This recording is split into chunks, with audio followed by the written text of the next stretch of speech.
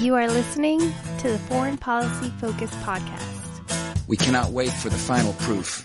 The smoking gun could come in the form of a mushroom cloud. Haven't you driven enough people from their homes already? Bulldoze their villages, seize their property and their laws. They had no part in making it. Now working in Libya with friends and allies, we've demonstrated what collective action can achieve in the 21st century. Now the host of the show, Kyle Ansel.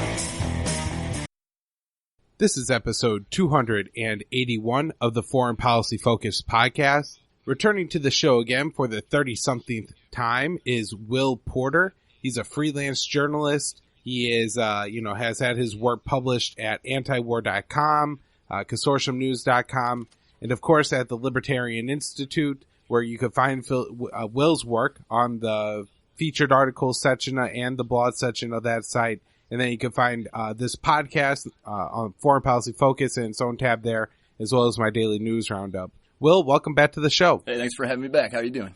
Doing well, Will. And, crazy things going on in the world, but one particular thing that you've covered recently is this, to me, really strange story where you have a complete fabrication told in The Guardian, and then, kind of the fallout from it and how it's developed, this story has developed. And so, I'll just kind of kick it over to you, Will, and just explain to us real quick here at the start exactly what lie The Guardian told and why it's important. Yeah, sure. So, this Guardian piece you're referring to, The Guardian, of course, is a British newspaper. I'm sure your audience knows that. In late November, on November 27th, I believe, The Guardian published a piece by an author named Luke Harding, who co-authored it with a guy named Dan Collins. And the primary contention of this piece was that Paul Manafort, who is Donald Trump's former campaign manager, that he had actually met with Julian Assange, the founder and the editor guy at Wikileaks, met with him 3 times between 2013 and 2016 in London in the embassy. And I'm sure your audience knows, Julian Assange has been in the Ecuadorian embassy in London since 2012. So that's where they allege these meetings took place. So that's the primary allegation of this story. It's 100% based on anonymous sources from Luke Harding. And even those sources couldn't say exactly when those meetings took place, but they did claim 3 in this period between 2013 and 2016. Now, Luke Harding, the author of this story, we can maybe get into some of his background throughout this interview, but he sort of has like a real track record with not only with the sort of Russiagate story, but also with Julian Assange and Wikileaks specifically. And he's written books on both of those subjects that sort of, shoddy maybe would be a way to describe them. They're not the best sourced things.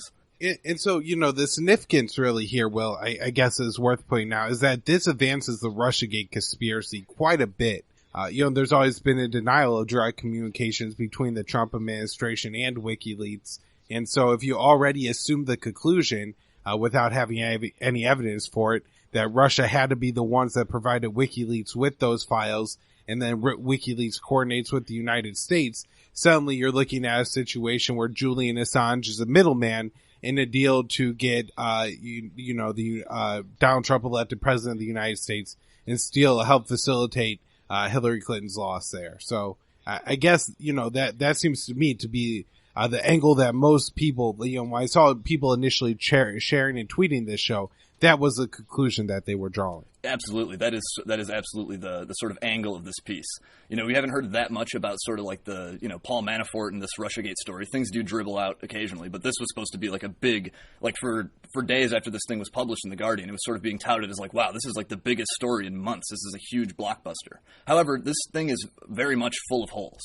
This story. So as I already mentioned, it's 100% based on anonymous sources, which sometimes is okay in journalism to have just anonymous sources if it's something where, the source would be put in danger by giving that information. However, in this case, it's just purely like intelligence sources and it's wholly anonymous.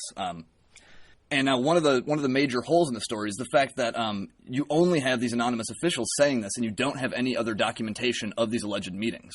Now, London, the city of London is one of the most, if not the most surveilled city on planet Earth. It is the most like heavily watched and surveilled as far as like security cameras and police and intelligence goes. A lot of very important financial stuff takes place in the city of London. It's sort of like a separate district in that area of Britain. And so we would expect there to be some more sort of evidence of these meetings. The Ecuadorian embassy itself has very strong, strict security protocols where there's sign-in documentation where he would have to sign in. He should be on security cameras. And so you would expect there to be a lot more evidence of this other than simply these anonymous claims. And I just want to jump in real quick. It seems to me that with some pretty light journalistic footwork here, it would be almost impossible not to be able to, like, for this guy to have figured out, you know, if these meetings actually happened. Like, you know, the anonymous sources may have told him that, but with, you know, like I said, minimal effort, it seems to me that he should have been able to, like, kind of go and either get further evidence or, you know, could have really, you know, leveraged his claim, which is say, you know, only the anonymous sources are telling me that, but I am really unable to back this up, and, you know, that to be reflected in the headline and everything else as part of the story. Right, exactly. And that is not how he sort of portrayed it. It was portrayed with much more certainty. And in fact, The Guardian actually amended this story a few days later, and they kind of changed around the headline. They added like a lot more uncertainty into the article. But that was already after it had gone viral and, you know, hundreds of thousands of people had seen the report, and it had been covered in the international media. It had been picked up all over the place. And so that's, you know, kind of unfortunate. However, another, I think, gigantic hole in this story was something the Washington Times pointed out.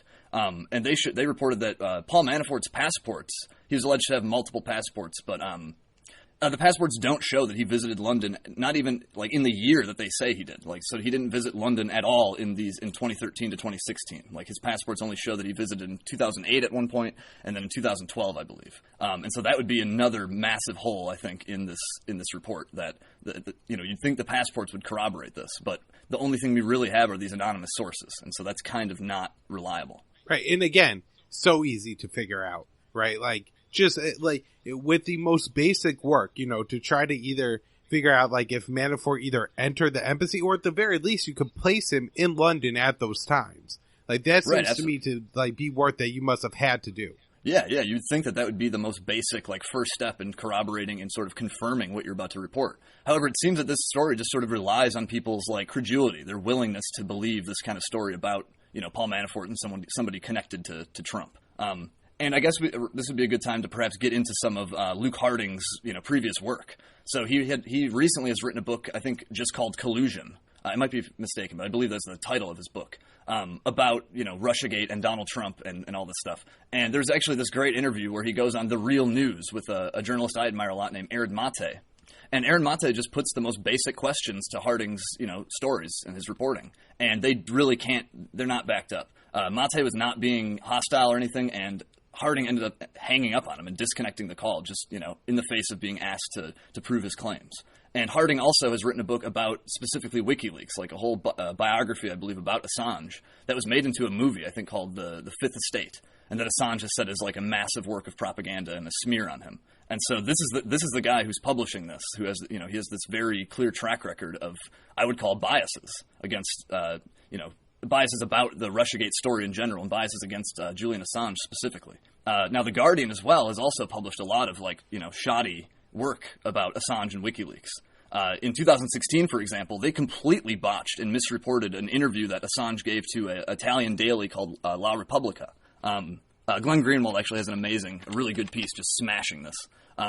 But the reporter who interviewed Assange in that piece, Stefania Marisi, had said publicly that this interview completely distorted, the Guardian's report on the interview completely distorted it, and that, you know, portrayed Assange as sort of a Trump supporter, and they mischaracterized Assange as saying that Russia has vibrant debate and therefore doesn't need WikiLeaks as a whistleblowing organization. When in fact what Assange had said was that WikiLeaks didn't really have the credibility in Russia that it would need to be a big player there. That in Russia you would need to be seen as a local player with, like, you know, Russian-speaking staff, and he was saying how WikiLeaks just doesn't have that. And so that was his point. And The Guardian misrepresented this to say that Assange is sort of like a propagandist for Putin and saying that there's, you know, free debate there. And so, you know, this is, again, these are the players involved in publishing the story. And, you know, the unfortunate parts of this is that, like, Assange's ideology, he has really put it out there. I mean, he's, you know, has explained several times, and if you look at, like, the information that he's released over the years,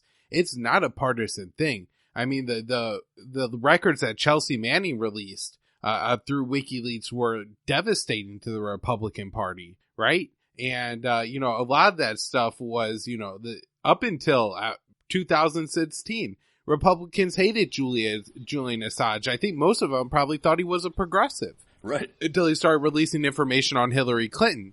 And so, I don't know. I guess, Will, I don't know if you have anything to say about the nature of WikiLeaks or Julian Assange, but it does seem to be an organization that believes that the key to having a true democracy is a well-informed public. And, this is a view echoed by our founding fathers. And Julian Assange is just the guy that takes this really, really, really seriously and has allowed himself to be imprisoned for 6 years now to uphold that principle. He says, somebody's got to put this information out there, the raw information.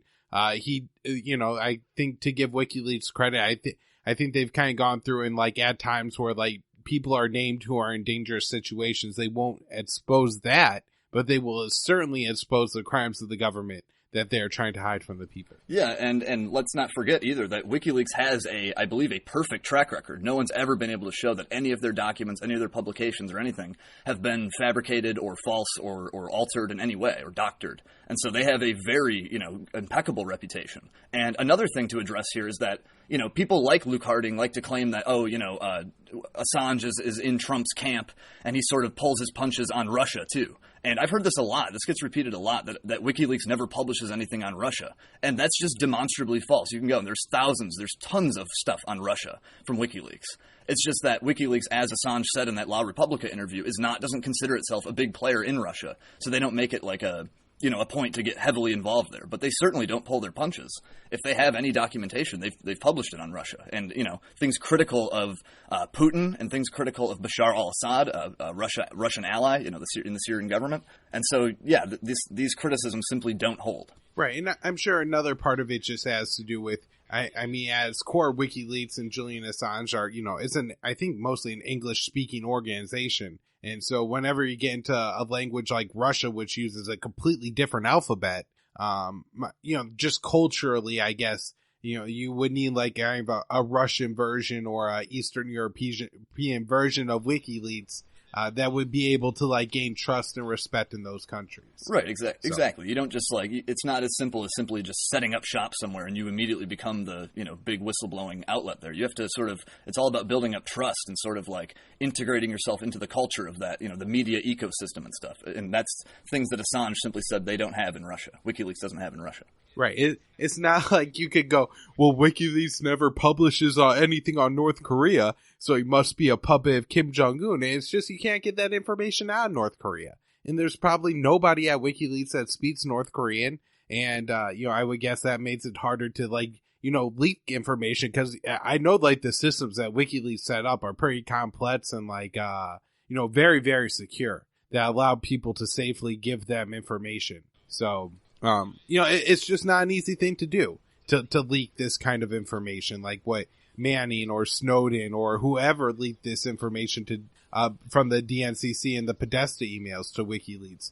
This was all done highly secretive, and so to form those connections in other countries is just difficult to do. Absolutely. And I'd also like to maybe emphasize it's also very dangerous to do.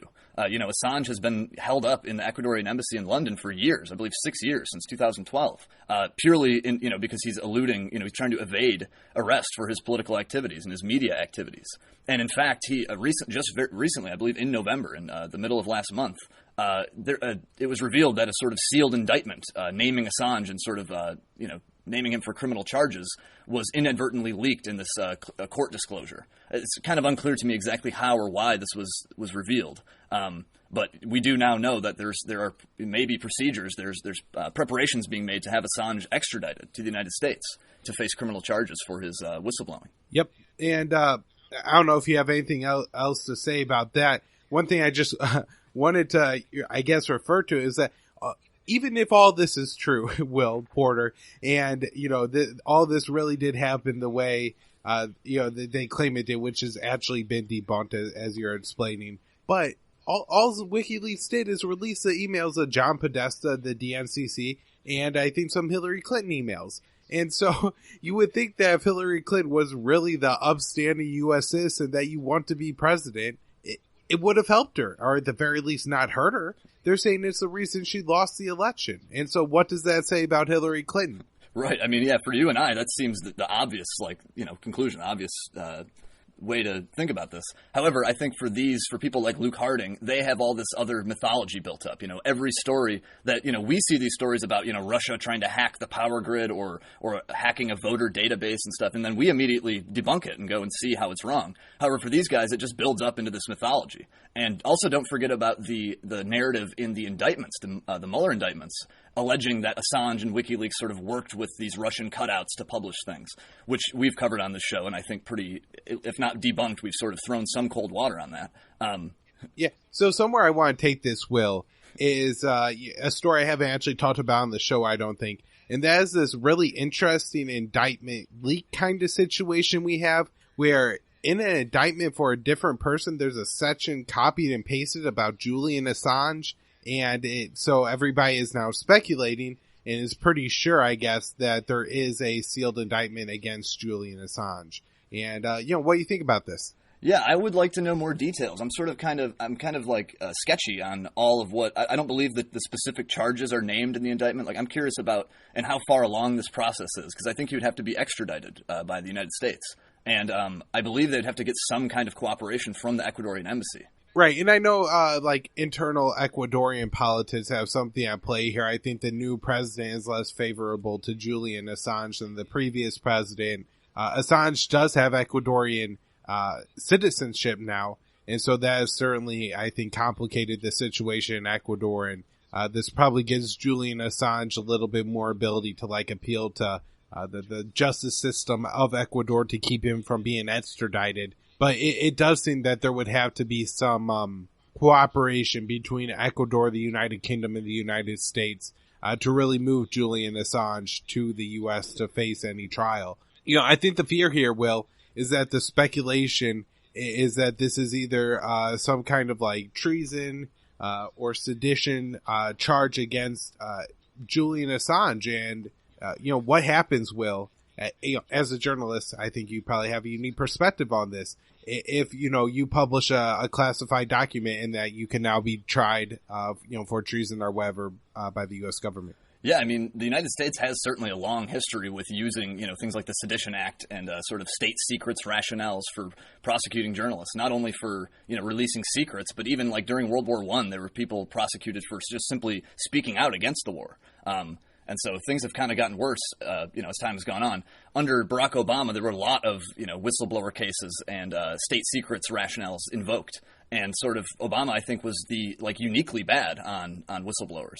And it's unfortunate that now, we had Trump, who would seem to be kind of a pro-WikiLeaks kind of guy. It seemed like perhaps Assange's fortunes might have reversed, but that's not happening. Now he's sort of in a more precarious situation than he's ever been in. I think sort of the Ecuadorian government is starting to see him as a thorn in their side. I don't think they're fully, backing him as much as they perhaps were in the past. And so, yeah, it's unfortunate because there's a vital role for this kind of reporting. And it's unfortunate that it puts you in this much danger from governments, especially a government that, touts itself as being the most free and most transparent and most friendly to media.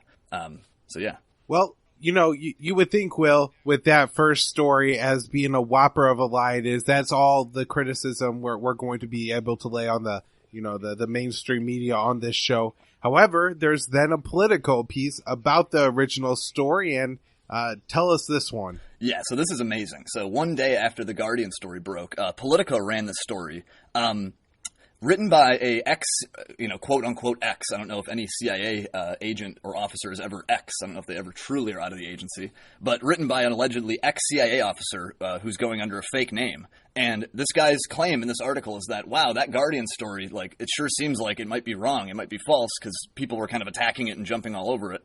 And so the CIA officer is saying, well, if that story was false, then the most logical explanation is that, well, Russia probably planted that story and somehow planted it with Luke Harding and, gave him faulty information in order to then debunk it and make him look bad and to sort of discredit this, prominent critic of Russiagate or this prominent Russiagate guy. And so that was the contention put forward in this Politico piece. Zero evidence was offered here. It's purely a conspiracy theory. And it's presented as it's, quote unquote, the most logical explanation. So that's how it was described in that story. Well, I guess I'll just go ahead and let you, take it apart as much as you feel like you need to. And, just to emphasize here again, that while if you actually read the story, it doesn't sound I guess when you read the details, you kind of are like, well, this doesn't exactly indict Russia as planting this story. But if you read the headlines and the tweets as this story was coming out, that's certainly how people interpreted it. Right, absolutely. And, I forget what the headline was exactly, but it was pretty suggestive of, like, this conclusion. However, if you actually get into the body of the article, there's no evidence. It's purely just speculation. He's saying what seems likely or what seems probable. It's not based on any kind of reporting. It's sort of like an opinion article, just saying, like, this is what I kind of think. But I think, like, one of the most damning things to point out about this is, like, what would logic actually suggest? Would it suggest that Russia has planted this story to try to smear Harding in some sort of indirect jujitsu move or something? Or is it more likely that somebody planted this story to smear Julian Assange? Like, that is the most logical explanation, I would say. That whoever Harding is talking to is trying to, press a certain narrative about not only Julian Assange, but probably about Donald Trump and about Paul Manafort, and sort of pushing that whole Russiagate narrative. And so that, to me, if you're going to speculate about, like, who may have planted this, if it was planted, that's the most logical explanation, not that Russia planted it. But, Will, can you imagine, like, some lowly, KGB or GRU, I guess now, Russian agent calls up this reporter with this ridiculous tip, and then the guy doesn't do any due diligence and runs the story? Like, you know what I mean? If this was planted by Russia, it is like the biggest Hail Mary ever, and they just have to be going crazy celebrating. I mean, it's just so stupid that the guy, like, if this is a plant by Russia, that says really nothing, because it could have been like it could have been a Russian teenager who called the guy and was like, I'm from the KGB. I have evidence that Paul Manafort visited Julian Assange. And, like, what I mean? Like, what is this? Right, like a Romanian hacker. Yeah, whatever. There's just no way that you could possibly blame Russia for this idiot running a fake story, and then for the editors of The Guardian allowing it to run as it did in the title and the headline, and everybody who sat there retweeted it out, and then didn't follow it up by retweeting that, oh yeah, I got duped on that one. Yeah, I mean, that's a good point. Like, it seems to suggest that if Harding was so trusting of his sources, that it was probably people interested in smearing Assange. Like, if he got it from some dodgy Russian-connected source or something, given this guy Harding's, like, biases, I don't know, he seems very hostile to Russia, you'd think he would have tried to verify that. But I don't know, like, there's so much wrong with the story. It's just outrageous. Well, I guess what else do you have on it? What else do you think is important here? Well, I guess we could point out that both WikiLeaks and Paul Manafort, issued denials of this, and both of them actually said they were looking into, like, libel charges against The Guardian. So, like, they're very confident that, if they do go forward with those charges, they're pretty confident, it seems, that this is BS. On Twitter, WikiLeaks said they bet The Guardian. They said $1 million in its editor's head that Assange never met with Manafort. And so that seems like, pretty unequivocal denials there. However, I'm not sure what else there is to say with this. There's a lot of, like, things that are sort of asserted without evidence can be dismissed without evidence. And especially in the case of the Politico piece, that is, definitely you can dismiss that on that basis. However, the Guardian piece at least tries to pretend it has evidence, but that evidence is very, shoddy, and there's a lot of reasons to doubt what they're saying. I guess one other thing I want to bring up about the Politico piece, and that's, we now seem to have this feeling that the testimony of, or the feelings or the opinions of, government officials are equivalent to evidence. And so, as you say, this is really just an opinion piece, but it's written as a story because a CIA officer said that he believes that this is the case.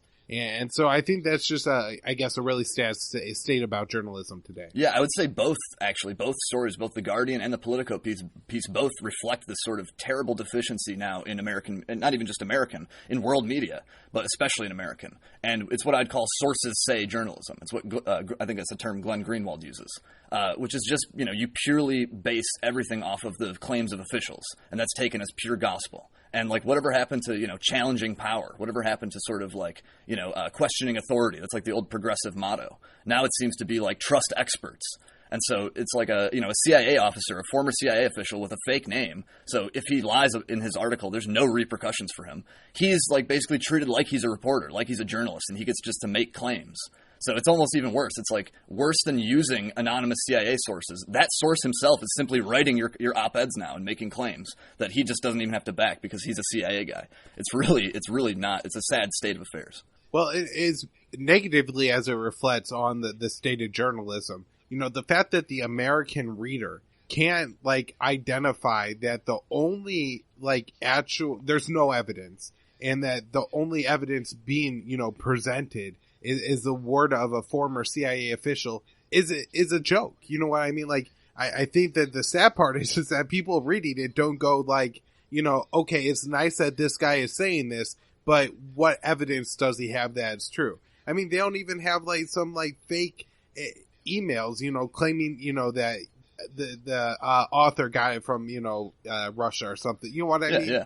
Like there's not even fake evidence that of any connection between the Russians and the Guardian. And yet here you have this claim being made and people aren't like, okay, this is nothing. Yeah, it's unfortunate. There's so much bluffing that goes on in sort of like the commentariat, like the commentator, you know, realm. So like you have like, you know, actual news organizations like the New York Times. Like a couple months ago, they published this big long thing about Russiagate and Trump, like what we know so far. And like in like the, you know, 150th paragraph or whatever, it says something about how, you know, no public evidence has come to light that actually proves anything about collusion. And so like they admit that, you know, with, you know, sort of in a bald-faced way. But then you go and look at like the commentators and the columnists and stuff, and they're totally bluffing and fronting. Like Rachel Maddow, you know, they don't. I don't know, there's a sort of disconnect there. It seems like people are more willing to believe the bluffs than they are like the quiet New York Times admission that, oh, by the way, there's actually no public evidence available here. Right. Well, I think a big part of it is that it must be that people like Rachel, and this is, I guess, the nicest thing I could say, is that they're just really lazy and they don't read the whole article. They read the first few paragraphs. They read what, you know, their quote unquote expert friends tweet out about it. So, you know, whether it's like the neocons and Bill Kristol or, you know, the like Hudson Institute guys or whatever other think tankers who, you know, like the Victoria Nuland types who are saying whatever, but they really don't sit there and they must not have read that whole article. You know what I mean? There's just no way that they read the whole article. And so it just seems to me to be absolute laziness. You know, like me and you who I think, you know, get paid a total of a couple $dozen a month for the work we do here, sit through and read every damn word of the article to make sure that we understand what it's saying. We look at it with a skeptical eye and we say like, that, you know, this, you know, the actual evidence here is this. This is the actual event that they're describing. And the rest of it is just, you know, former CIA official says this, Department of Justice official says this. But, you know, what actually happened? What are the actual events? And it just doesn't happen. And it's not that hard. It's really not. No. I mean, a lot of the stuff is very prominently available on Google. You could just look it up. I mean, like, it gets very frustrating having these conversations with people, you know, just sort of in my private dealings on the internet or whatever. Because it's like, you know, I don't fancy myself some big expert on this, but like I have read all the intelligence reports, I've read all the indictments, I've read a lot of the journalism, and both in favor of the Russiagate narrative and critical of it. I've read the commentary and the reporting, and oftentimes talking to people, they have not read any of that stuff, but yet they have this absolute certainty, you know, this absolute conviction, and really it goes one way or the other. It's, you know, it goes both ways. But a lot of the people who have this conviction that Russia, you know, hacked the election, they have not even, you know, looked into the source documentation. They haven't even read like the available stuff, let alone dug into like the murkier, like, you know, speculative reporting and stuff. Right. They haven't even read enough to realize that Rachel Maddow or Sean Hannity is lying to them every night about it. And that's part of the I guess, the saddest part about it to me. Well, I guess, you know, talking about me and you getting paid, why don't we wrap up here and tell people where they could find our work, where they could share it, and where they could donate to us. Sure, absolutely. I appreciate you having me on again and giving me that opportunity. So yeah, you can find my work, as Kyle said at the beginning of the show, you can find it at the Libertarian Institute, libertarianinstitute.org, in the blog and at the featured articles section. Occasionally at antiwar.com. It's been a minute since I've had one run there. I have a huge archive at a site called the Daily Sheeple, and I have a few pieces, including some written with Kyle, at Consortium News. And if you really like what I do, you can find me at patreon.com/WKPjournalist.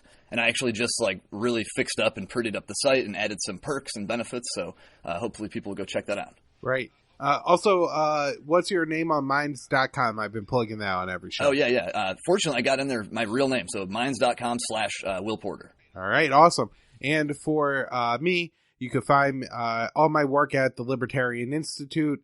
You can check out my Patreon page, patreon.com/foreignpolicyfocus. As all of the regular listeners know, I'm plugging minds.com. Check it out if you want to do an alternative to Facebook and everything else. I know people all have their favorites. My personal one is minds.com. On there, I'm Immersion News, which is also the name of my news website, immersionnews.com. And then check out the Twitter at KYAAALE.